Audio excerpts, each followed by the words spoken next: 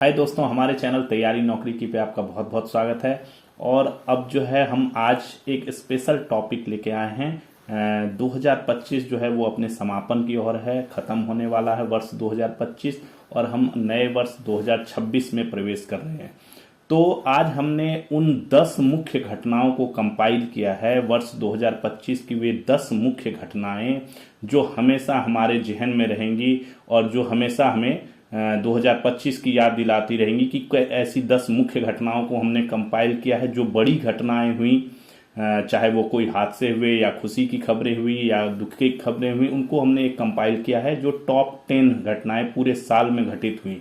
ठीक है, तो इस वीडियो को आप पूरा देखिए और आपको कैसा लगेगा इसको जरूर कमेंट में भी बताइएगा हमें कि ये वीडियो आपको कैसा लगा और आपके हिसाब से कौन सी घटना इसमें इम्पोर्टेंट है उसको जो है कमेंट में जरूर बताइए, जिससे हमें भी पता लगे कि आपको ये घटना जो है 2025 की वो जो है आपके जहन में हमेशा रहेगी और ध्यान रहेगा। तो चलिए हम अपने टॉपिक की शुरुआत करते हैं, देखते हैं। देखिए, तो टॉप 10 खबरों में जो पहला घटना रहा वो रहा प्रयागराज में महाकुंभ का आयोजन और उसमें भगदड़। साल की शुरुआत हुई इसी से। प्रयागराज में 13 जनवरी से 26 फरवरी 2025 तक महाकुंभ का आयोजन किया गया। महाकुंभ क्या होता है? 12 साल में लगने वाला जो कुंभ मेला है उसका जब 12 चक्र पूरा हो जाता है, अर्थात 144 वर्ष जब हो जाता है, तब महाकुंभ का आयोजन होता है। और इस बार प्रयागराज में यह आयोजन किया गया। विश्व का सबसे बड़ा सामूहिक आयोजन था। इसमें लगभग 66 करोड़ से ज्यादा श्रद्धालुओं ने भाग लिया। इसी के दौरान 29 जनवरी को प्रयागराज में भारी भीड़ जमा होने से भगदड़ मच गई और इसमें करीब 40 लोगों की जान चली गई। घटना के 2 सप्ताह बाद फिर 15 फरवरी को नई दिल्ली में ही श्रद्धालु जो है रेलवे स्टेशन पर, नई दिल्ली रेलवे स्टेशन पर तीर्थयात्री इतने ज्यादा आ गए और ट्रेनों की हेराफेरी के कारण इस स्टेशन से उस प्लेटफॉर्म में जाने के दौरान अचानक बढ़ी भीड़ में भगदड़ मचने के कारण 18 लोगों की मौत हो गई। यानी कुल 40 पहले और 18 बाद में 58 लोगों की जान चली गई इस कुंभ मेले के दौरान।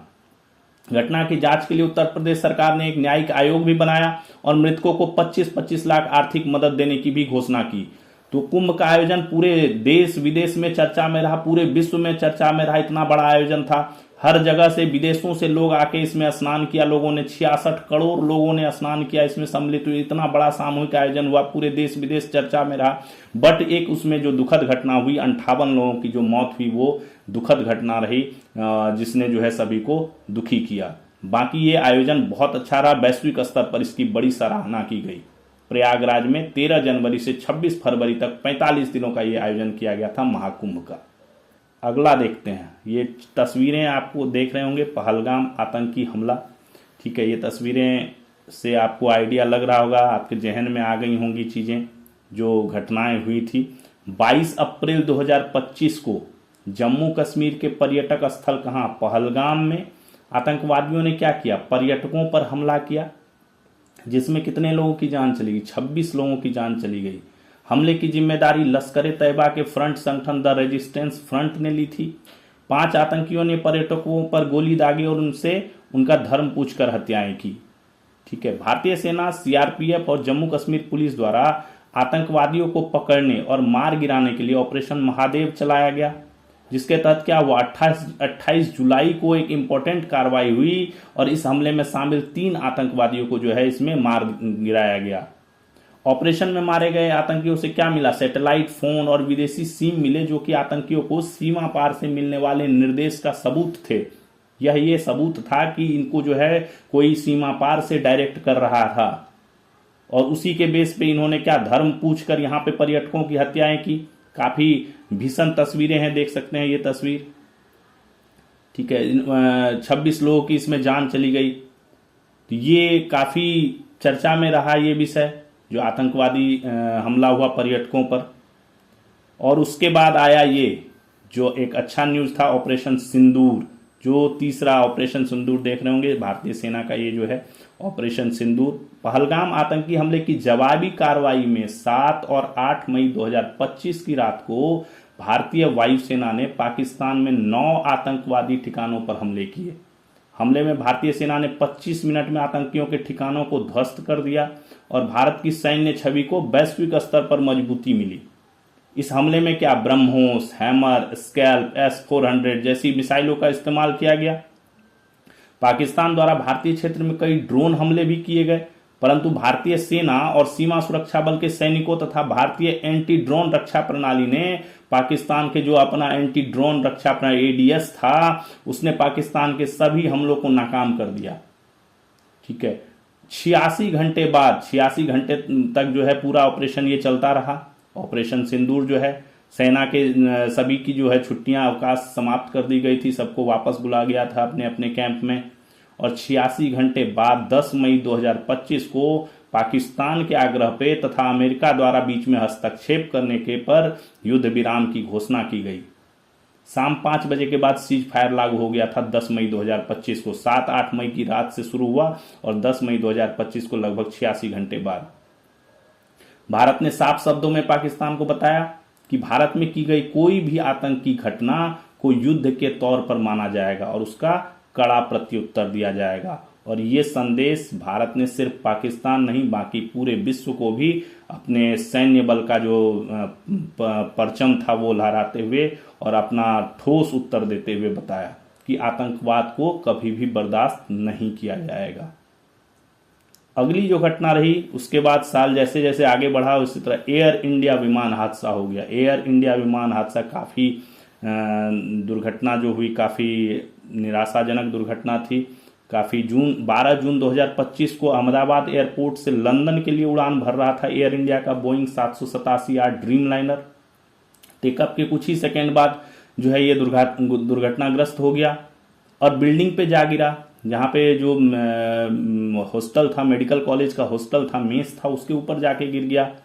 तो इससे क्या, विमान में जो यात्री और क्रू मेंबर 242 व्यक्ति टोटल सवार थे, उनमें से एक यात्री सिर्फ जो विश्वास कुमार रमेश था वो बच गए और बाकी 241 व्यक्ति जो है वो समाप्त हो गए। और जो ये इस हॉस्टल पे गिरा उसमें 34 लोगों की मौत हो गई। तो टोटल संख्या मरने वालों की इस हादसे में 275 लोगों की मौत हो गई। 241 हो गए जो विमान में सवार थे और 234 लोग हो गए जो उस मेस में हॉस्टल में रह रहे थे जिस बिल्डिंग के ऊपर ये विमान गिरा। 275 लोगों की मौत हो गई। काफ़ी दर्दनाक हादसा था। ठीक है, काफ़ी चर्चा में रहा ये जो विमान हादसा एयर इंडिया का। उसके अगला देखते हैं, एक्सियोम मिशन। भारत के लिए बहुत गर्व की बात रही axiom 4 mission, a landmark step in India's space journey. 25 जून 2025 को ग्रुप कैप्टन शुभांशु शुक्ला, बहुत चर्चा में रहा शुभांशु शुक्ला का नाम, नासा के एक्सियोम 4 मिशन के तहत इंटरनेशनल स्पेस स्टेशन के लिए रवाना हुए। ठीक है, इंटरनेशनल स्पेस स्टेशन जो है उसके लिए गए। ये इंटरनेशनल स्पेस स्टेशन जाने वाले प्रथम भारतीय बने। इन्होंने अंतरिक्ष में कितने दिन, 18 दिन बिताए। इस दौरान उन्होंने अंतरिक्ष में 7 प्रयोग भी किए।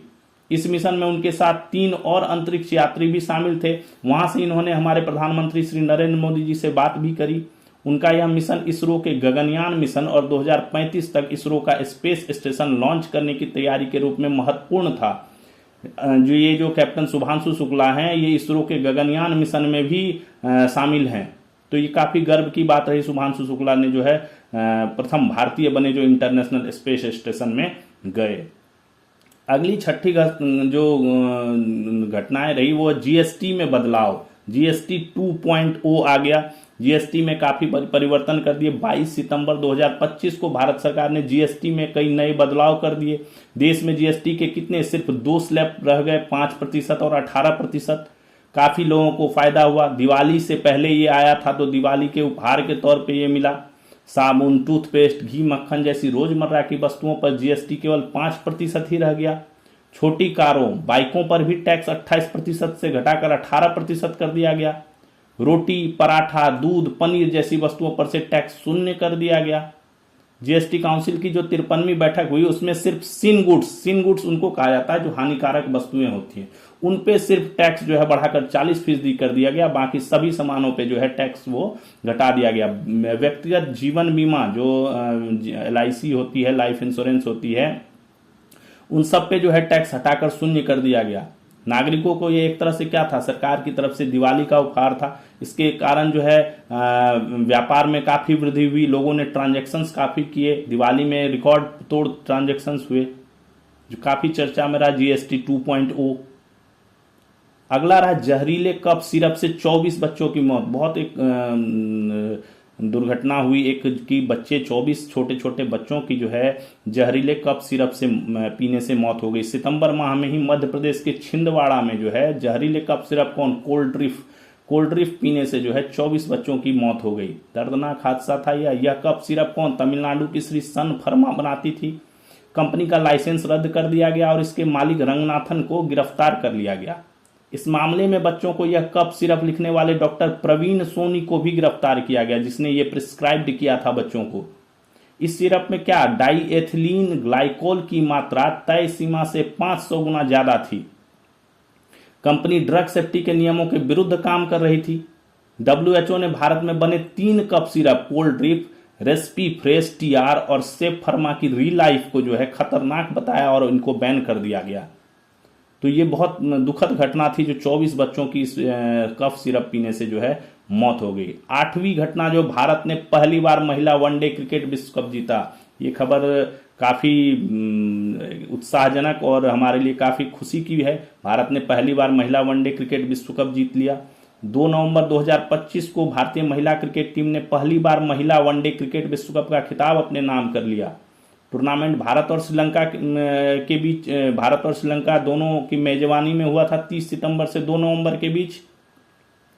फाइनल का मुकाबला भारत दक्षिण अफ्रीका के बीच खेला गया, जिसमें दक्षिण अफ्रीका को भारत ने 52 रनों से हरा दिया।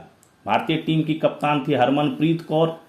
टूर्नामेंट में करीब 124 करोड़ रुपए की पुरस्कार राशि वितरित की गई। फाइनल मैच को 18.5 करोड़ लोगों ने देखा। टूर्नामेंट में 22 विकेट और 215 रन बनाने वाली दीप्ति शर्मा को प्लेयर ऑफ द सीरीज और शेफाली वर्मा को प्लेयर ऑफ द मैच मिला। यह महिला विश्व कप का 13वां संस्करण था और भारत की महिला क्रिकेट टीम पहली बार जो है ये विश्व कप जो है अपने नाम की थी, जीती थी। काफी सभी राज्य सरकारों ने अपने अपने खिलाड़ियों को भी काफी पैसे और पद दिया है। काफी जगह चर्चा हुई, पूरे विश्व में चर्चा हो रही थी, सभी ने इनको सम्मान दिया है। काफी अच्छी खबर रही है। अगला फिर एक नई दिल्ली के लाल किले के पास आतंकी हमला हुआ, विस्फोट हुआ कार में। ये देख रहे होंगे तस्वीर आप।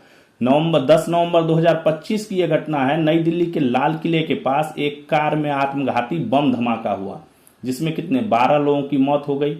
एनआईए के दावे के अनुसार डॉक्टर उमर नबी जो कार चला रहा था वह इस हमले में आत्मघाती हमलावर था।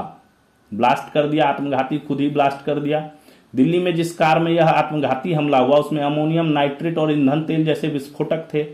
जांच में सामने आया है कि यह हमला संभवतः जैसे मोहम्मद अंसारी और गजवत उल हिंद जैसे पाकिस्तान प्रसारित आतंकवादी नेटवर्क से जुड़े आतंकवादी मॉड्यूल का हो सकता है।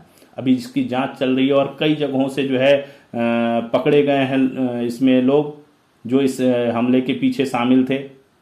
अभी जांच और भी आगे चल ही रही है। कई जगहों से विस्फोटक भी बरामद हुए हैं, जो इसमें यूज हुए थे विस्फोटक। और अंतिम जो इम्पोर्टेंट इस साल का घटना रहा वो इंडिगो संकट। इंडिगो साल के जाते जाते एक इंडिगो ने जो है लोगों को बहुत परेशान कर दिया। 2 से 3 दिसंबर से देश में इंडिगो विमान संकट शुरू हो गया। दिसंबर शुरू होते ही 9 दिनों में 5000 से ज्यादा इसकी फ्लाइटें रद्द हो गई। संकट 2 दिसंबर से शुरू हुए। नए फ्लाइट ड्यूटी टाइम लिमिटेशन जो FDTL लागू किया DGCA ने, उसके चलते क्या हुआ, क्रू मेंबर्स और पायलट की उपलब्धता में कमी हो गई, जिसकी वजह से उतने पायलट और क्रू मेंबर्स उपलब्ध नहीं हो पाए कि फ्लाइट को ऑपरेट कर सकें।